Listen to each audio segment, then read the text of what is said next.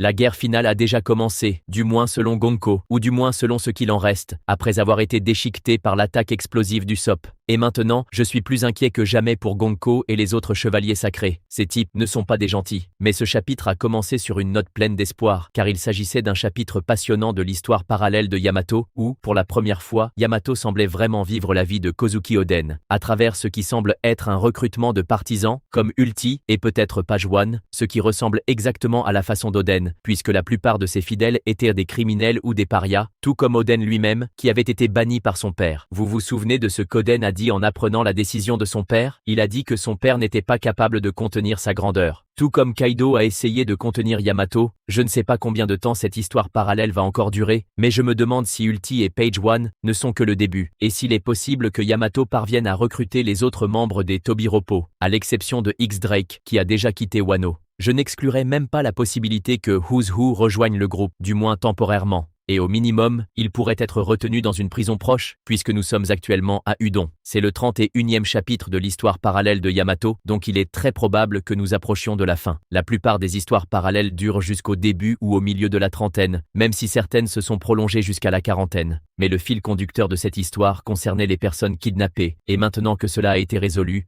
je pense qu'on peut y mettre fin rapidement. Il ne reste plus qu'à ce que Yamato apporte le sabre de Yasu à Akumai, et ce sera terminé. Passons maintenant à Elbaf, où Usopp a un moment très spécial dans ce chapitre. Lançant sa plus puissante attaque, il fait exploser Gonko en morceaux avec une bombe crânienne. C'est une attaque dont j'ai toujours dit qu'elle devait être plus destructrice qu'elle ne le paraît habituellement. Mais malheureusement, les attaques d'Usopp ne semblent puissantes que si elles causent des dégâts réels, donc elles ne fonctionnent pas. Mais j'ai adoré à quel point tout le monde, y compris Usopp lui-même, était choqué, car la scène était brutalement surprenante, comme une de ces scènes de violence soudaine. Il a tiré automatiquement, puis bang, un personnage majeur est tué sans avertissement. Mais ensuite, Gonko commence à se régénérer, choquant tout le monde. Et je n'ai aucun doute que c'est la même capacité que celle qu'on a vue chez les 5 doyens, bien que ce ne soit pas aussi évident, en raison de la manière différente dont la régénération de Saint Saturne a été présentée. Mais si vous regardez le moment où Atlas s'est fait exploser pour arrêter temporairement Ethan Baron, vous verrez qu'il s'est régénéré exactement comme Gonko ici. J'ai toujours écarté l'idée que Gonko est un lien physique avec Im, ou soit une partie de lui, jusqu'à maintenant. Au début, les gens reliaient Gonko à Im, juste à cause de la flèche. Mais avec la régénération, et sa capacité à invoquer des cercles d'abîme,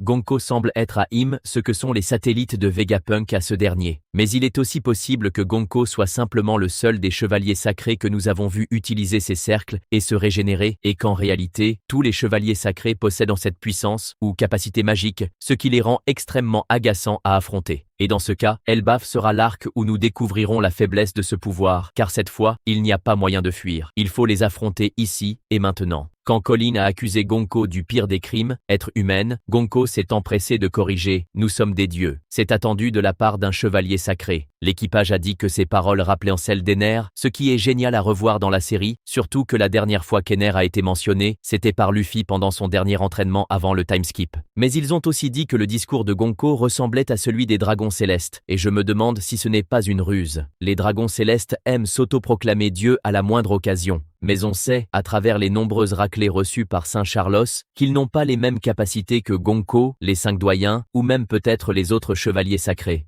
Donc quand Gonko parle des dieux, elle pourrait faire référence à une entité totalement différente, quelque chose de plus proche d'un vrai dieu, pas seulement de la folie des dragons célestes. Gonko a très mal réagi à l'idée qu'elle soit humaine, et il y a un plan étrange, juste après où elle fait un geste à la Jotaro de Jojo en attrapant le bord de son chapeau. Ensuite, on a un gros plan sur Brook. Au début, je pensais que c'était simplement parce qu'il était le dernier à ne pas avoir eu de gros plans dans cette page, mais Oda ne fait jamais de plan gratuit. Il y a une raison à ce timing. Et cette raison, c'est que plus tard, Brook est le seul à avoir pu identifier Gonko comme une chevalière sacrée. Pas nécessairement par son nom, mais Brook savait exactement ce qu'elle était, et c'est très excitant. À ma connaissance, personne sur cette île ne connaissait l'existence des chevaliers sacrés à part Loki, et c'est difficile de savoir combien de personnes sont au courant de leur existence tout court. Même Jinbei, pourtant réputé comme une source fiable de connaissances mondiales, n'a pas reconnu Gonko comme Brook l'a fait. Peut-être que Robin sait, puisqu'elle a passé 2 ans avec Dragon, mais elle n'a encore rien dit. Je ne sais pas si je me fais des films, probablement comme toujours, mais j'ai l'impression qu'Oda insinue un lien entre Brook et Gonko, car Brook est le seul qui semble avoir une connaissance ou un passé lié au chevalier sacré, et Gonko était celle qui écoutait sa musique avant d'attaquer l'équipage de Colin. Je dois dire que Gonko ne reconnaît pas Brook dans ce chapitre. même si elle aime sa musique, ou du moins cette chanson particulière. Mais je pense qu'on nous prépare quelque chose ici, et cela pourrait dépendre d'un moment futur où Brooke devra jouer sa musique, peut-être comme partie d'un plan pour réveiller les enfants. Je terminerai sur Brooke avec ma réplique préférée de ce chapitre, qu'il dit pendant la régénération de Gonko: « C'est vraiment embêtant de voir des morts revenir à la vie. » C'est mon genre préféré d'humour de Brooke. Les blagues sur les os sont devenues prévisibles, mais j'adore les moments où Brooke a peur de phénomènes surnaturels, alors qu'il est littéralement un squelette vivant et le roi des âmes. Globalement,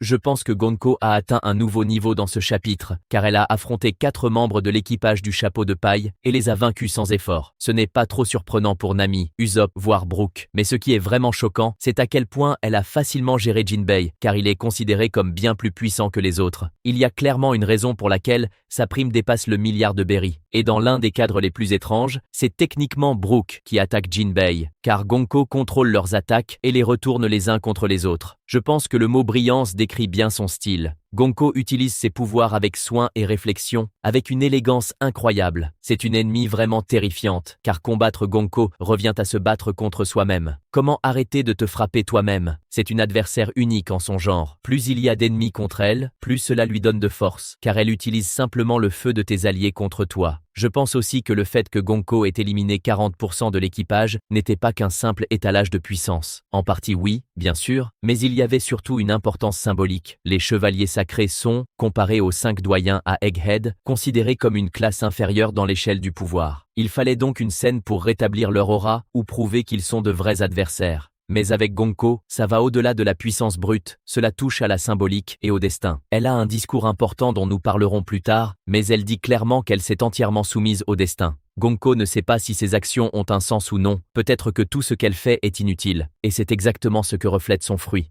Gonko crée des flèches de destinée inévitables. Et tout ce que tu fais contre elle pourrait bien ne servir à rien. Même quand tu sais ce qui va arriver, tu ne peux pas le changer. Et c'est exactement ce que nous vivons maintenant. Nous savons que le monde se dirige vers une grande guerre, cela nous a été dit auparavant par Kozuki Oden, elle a été planifiée par les pirates de Roger et maintenant confirmée par les écritures anciennes à Elbaf. Et parfois, même quand tout semble bien se passer, One Piece semble suivre une voie toute tracée, et si Luffy dévie trop, le destin intervient pour le remettre en ligne. Mais pour vaincre Gonko, il faut comprendre comment briser cette voie. Et c'est pourquoi sa défaite représente la première étape symbolique pour briser les chaînes du destin imposées à ce monde. Nous croyons à l'approche de l'aube du monde, mais est-ce vraiment mieux que ce que nous vivons maintenant? Honnêtement, c'est encore flou. Et pour l'instant, le destin pourrait bien avoir prévu une mauvaise fin, et il nous faut la combattre. Et une partie essentielle de cela, selon Gonko, concerne les géants. De quel côté seront-ils? Et c'est là que tout à coup, Elbaf prend un tout nouveau sens. Pas seulement Elbaf, mais tout ce qu'on a vu des géants dans One Piece jusqu'à maintenant. Et cela explique pourquoi Mother Carmel était envoyée à Elbaf, à marchander les enfants géants pour les envoyer à la marine. Parce que le gouvernement sait que les géants seront essentiels dans la guerre à venir. C'est aussi pour ça qu'ils ont recruté Oimo et Kashi pour protéger Enies Lobby. Ils auraient pu les exécuter comme pirates, mais au lieu de ça, le gouvernement les a traités différemment, parce que la prophétie de la guerre requiert leur présence. Ce qui soulève une grande question, est-ce que Big Mom savait quelque chose à ce sujet? Vu son obsession à intégrer les géants à sa famille et sa tentative d'alliance avec Elbaf. Cela pourrait aussi concerner Kaido, qui voulait bâtir une nation d'Onis, et dont on sait maintenant qu'ils sont d'anciens géants. Et cela nous amène au roi Harold. À la fin du chapitre, il est maudit par Saint Somers, ce qui suggère que Harold avait un accord avec le gouvernement dans le passé, peut-être a-t-il coopéré avec Carmel dans la vente des orphelins géants. Somers est furieux de l'échec de Harold dans cet accord, et cet échec pourrait avoir 2 causes.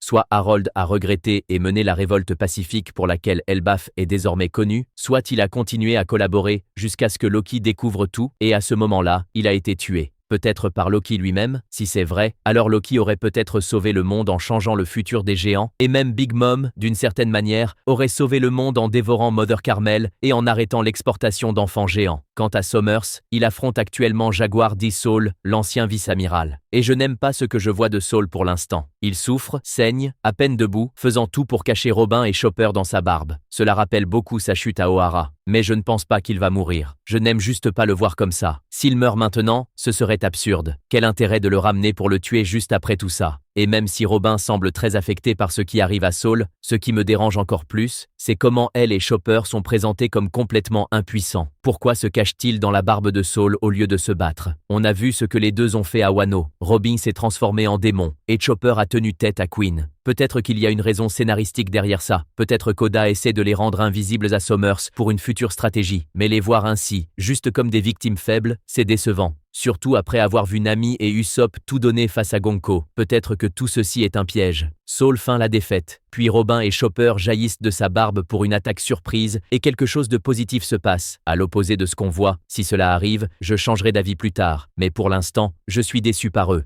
Surtout Robin, parce qu'elle était absente pendant tous les événements d'Egghead à cause de sa blessure, et je ne veux pas d'un nouveau scénario de victime pour elle à Elbaf. Mais malgré tout cela, ce chapitre a marqué un autre point, Ohara, parce que Gonko a dit que certains humains s'avèrent déjà pour la guerre à venir, parmi eux, Olivia et le professeur Clover. J'ai adoré revoir Clover en particulier, et j'ai remarqué qu'il apparaît de plus en plus récemment à Wano, Egghead et maintenant Elbaf. Il est clair qu'Oda prépare quelque chose de grand pour cet homme, et on le reverra probablement bientôt, surtout dans les événements à venir. La révélation du siècle oublié, la dernière île Lovetail et la volonté du dé. Et il ne fait aucun doute que Clover D sera présent à ce moment-là. Avec toute cette nouvelle importance accordée aux géants, je commence à me demander comment l'arc Elbaf va se terminer. La prévision classique serait que les chevaliers sacrés soient invaincus, une grande alliance soit formée avec les géants et qu'on entre dans la guerre finale avec une chance de victoire. Mais ça semble trop attendu. Si tous les géants sont avec nous et qu'ils sont l'élément décisif, où est la tension dans la guerre à venir? Donc je me demande, et si les géants ne se tenaient pas aux côtés de Luffy? Je sais, c'est choquant, mais il y a déjà des éléments qui soutiennent cette idée. Beaucoup de géants voient Nika comme un destructeur. Et même si je n'imagine pas Dory, Brogy ou Saul se retourner contre nous, le reste de l'île pourrait craindre Luffy, surtout si son apparition coïncide avec le début de ce cauchemar mondial. Et il ne faudra pas longtemps avant qu'on sache qu'il est celui qui a libéré Loki. N'oubliez pas de vous abonner à la chaîne